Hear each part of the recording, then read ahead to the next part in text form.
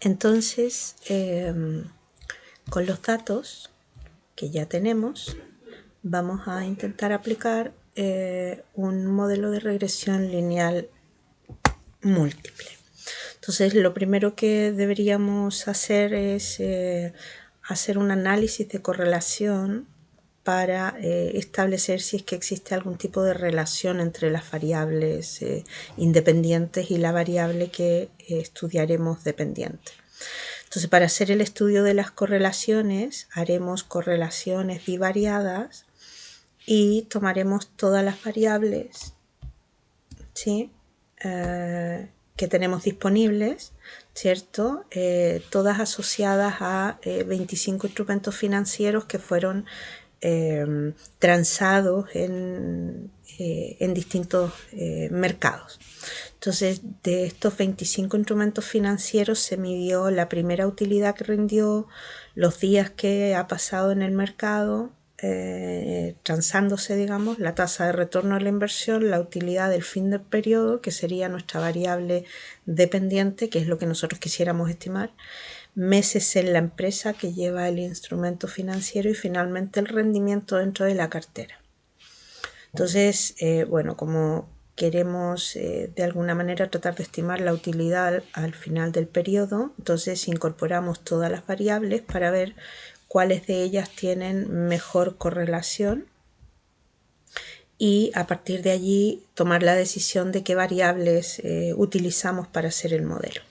Entonces, como la variable dependiente, la que queremos estimar es la utilidad al final del periodo, entonces lo que se analiza es la correlación que hay entre todas las variables disponibles con ella misma, digamos. Hay esta utilidad a fin del periodo, entonces vemos que, por ejemplo, con la primera utilidad tiene una correlación de 0,88, es decir, está muy cerca de 1, es una correlación positiva, alta. Aquí se ve que la significación del contraste es inferior al 5%, por lo tanto se rechaza ese contraste y se confirma que la correlación es significativamente distinta de 0, ¿cierto?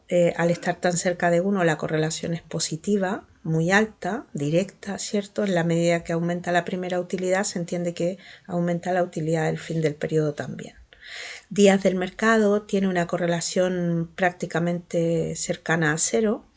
Entonces, lo que quiere decir es que la variable días en el mercado de valores no tiene ningún tipo de efecto sobre la variable que estamos investigando, que es utilidad a fin del periodo, por lo tanto no tiene ningún sentido incorporarla. Luego, la tasa de retorno de la inversión tiene una correlación que se observa que no es significativa. Si nos fijamos, la significación es superior al 5%, por lo tanto ese contraste no se rechaza y se confirma que no es significativo. Igual es negativa, pero además es muy bajita, es más bien cercana a 0. Entonces, si bien es cierto, la tasa de retorno de la inversión tiene una correlación negativa, pero es muy bajita. Lo mismo pasa con el rendimiento de la cartera completa, sigue siendo no significativa. Si vemos, la significación es superior al 5%, con lo cual en principio no deberíamos considerarla, ¿sí? Vemos que la correlación es negativa, pero el problema no es que sea negativo, el problema es que es muy bajita.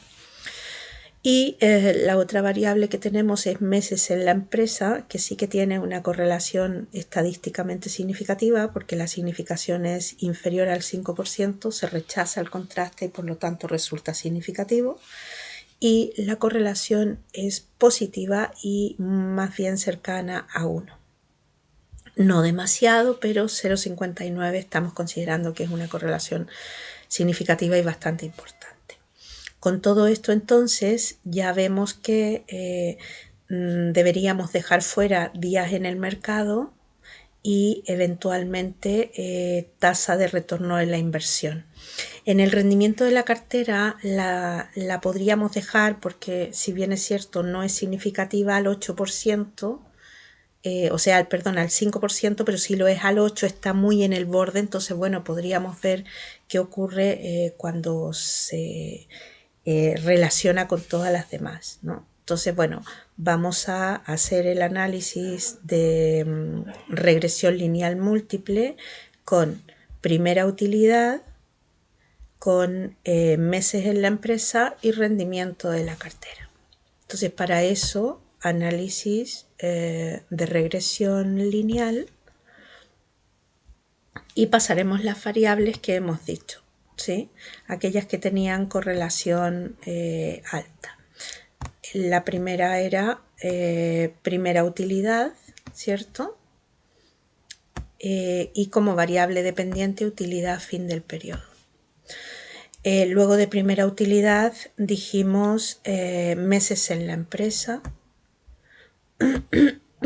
y por último el rendimiento de la cartera para ver si es que podría ayudar en hacer alguna parte de la explicación de la utilidad del fin del periodo.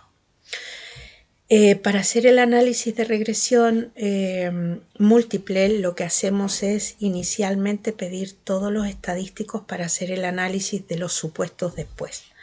Entonces se pedirán el diagnóstico de colinealidad, los residuos de Durbin-Watson, ¿sí? Dentro de los gráficos, para hacer el análisis de la homocedasticidad y de la independencia, debemos hacer z-pred en la variable y z-residuo en la variable x para que se genere la gráfica, y no olvidar guardar los residuos tipificados para hacer el contraste de normalidad y el contraste para la media de los residuos, que debe ser igual a 0. Con todo eso aceptamos y ya analizamos el resultado. Entonces, lo primero que tenemos que ver es el contraste de ANOVA para ver el modelo completo. Aquí es importante mantener las hipótesis, recordar que H0 es que beta, recordar que tenemos, ahí están todas las variables que hemos incorporado, ¿cierto? Que es rendimiento de la cartera, primera utilidad y meses en la empresa, por lo tanto son 3 variables. Entonces, cuando hacemos el contraste de ANOVA será beta 1 igual beta 2 igual beta 3 igual a 0, y en H1 es que al menos 1 es distinto de 0. Como la significación de ANOVA es 0, se rechaza H0 y se confirma que el modelo es estadísticamente significativo, es decir, hay al menos un beta distinto de 0. Con eso seguimos al contraste individual de las T para cada uno de los beta y ver si son todos estadísticamente significativos o hay alguno que no lo es. Entonces, para ello se empieza a hacer el contraste de manera individual para cada beta. Recordar que es para beta 1, 2 y 3, que son los betas que acompañan variables, es decir, no se hace un contraste beta para beta 0. Entonces, para beta 1, que sería primera utilidad, en H0 sería beta 1 igual a 0 y beta 1, H1, beta 1 distinto de 0. Como la significación es 0, se rechaza H0 y se confirma que beta 1 es significativamente distinto de 0, por lo tanto participa del modelo. Con beta 2, que sería meses en la empresa, como está muy en el borde, uno pensaría en si el contraste lo mantiene el alfa del 5% o en este caso puede hacer un rechazo con 5,4%. Bien, pensando en que es significativo muy cerquita del 5%. Entonces yo lo dejaría y nuevamente, igual que en el caso anterior, H0 sería que beta 2 es igual a 0 y H1 que beta 2 es distinto de 0. Como vamos a poner alfa al 5,4, entonces lograríamos rechazar H0 y confirmamos que meses en la empresa también es estadísticamente significativo y participa del modelo, al igual que hacemos el mismo contraste para rendimiento de la cartera. Con todo esto entonces tenemos un modelo con las 4 variables estadísticamente significativas y estamos en condiciones de poder interpretar los betas, ¿cierto? Y analizar los supuestos para ver si están en condiciones de ser este modelo servir para hacer futuras estimaciones. Beta 0, la constante, nos indicaría que si todas las variables se mantienen constantes, ¿cierto? Que es el ceteris paribus, si todos fueran 0, todos los valores fueran 0, en este caso, entonces el valor de la utilidad del fin del periodo sería 19.692,417 unidades monetarias las que fueran. Bien, beta 1 significaría que ahora en ceteris paribus lo demás,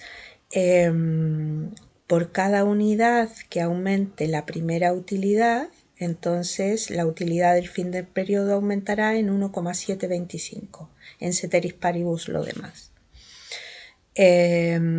Para meses en la empresa, como es negativo, significa entonces que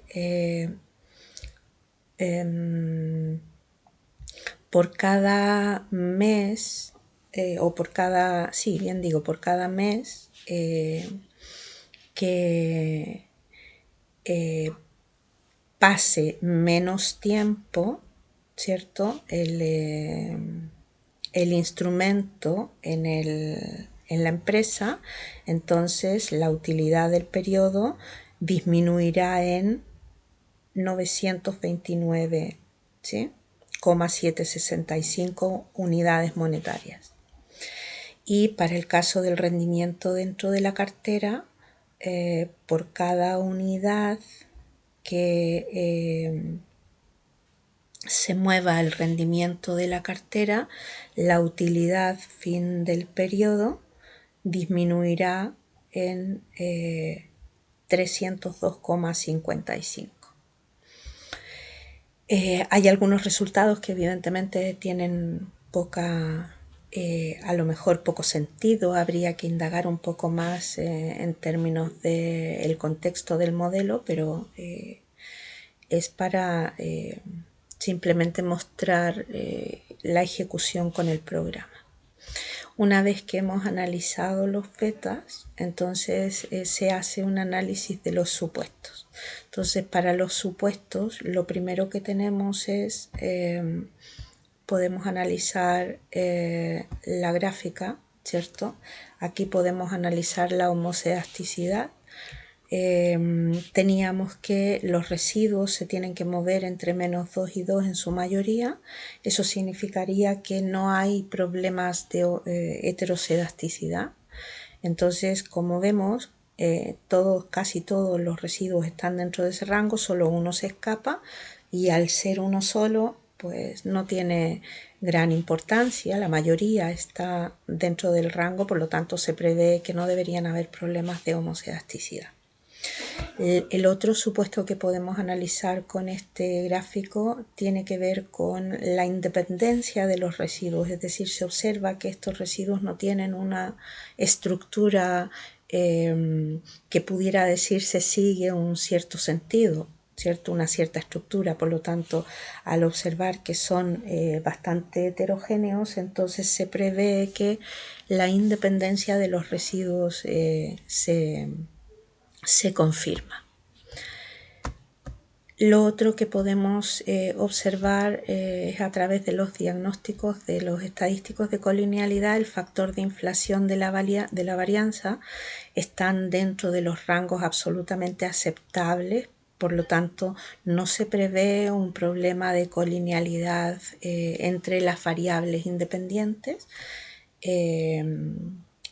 Entonces se cumpliría también el supuesto de no multicolinealidad. Entonces nos quedaría por confirmar la normalidad de los residuos, que para eso haremos un contraste de normalidad con los residuos que ya grabamos. Tenemos pruebas no paramétricas, cuadro de diálogos antiguos, KS de una muestra, que es la prueba de Kolmogorov-Smirnov, y se hace con los residuos estandarizados. por defecto me ofrece la distribución normal, con lo cual simplemente hay que aceptar y nos entrega rápidamente el test. Aquí tenemos la significación. Recordar que en este contraste H0 es que los residuos siguen una distribución normal y en H1 que es distinta de la normal, y como la significación resulta ser mayor que el 5% o que el 5,4% que estábamos analizando, entonces no hay evidencia suficiente para rechazar el contraste y por lo tanto se confirma la normalidad de los residuos. Y nos quedaría por confirmar, por último, que el promedio de los residuos es igual a 0, es decir, la esperanza matemática de los residuos es 0. Para eso hacemos una comparación de medias para una prueba T para una muestra con los residuos estandarizados que grabamos anteriormente, el valor de prueba 0. Recordar que tenemos que confirmar que la esperanza o el promedio de esos residuos es estadísticamente lo más parecido a 0, ¿no? Es decir, no podríamos rechazar ese contraste. Aceptamos y finalmente nos da el contraste. Si se fijan, el valor de prueba es 0 y lo mismo aquí en H0 diríamos que la esperanza de los residuos es 0 y en H1 que es distinta de 0. Como la significación nos da 1 mayor al 5%, entonces automáticamente decimos que no hay evidencia suficiente para rechazar el contraste y confirmamos que efectivamente la esperanza de los residuos es 0. Es decir, hemos conseguido confirmar los 5 supuestos y por lo tanto confirmamos que el modelo definitivamente entonces es un modelo que puede tener una capacidad predictiva. Aquí tenemos beta 0, beta 1, beta 2, beta 3 y podríamos escribir el modelo y ya hacer una estimación reemplazando los distintos valores de cada uno de los valores de X1, X2, X3. Bien.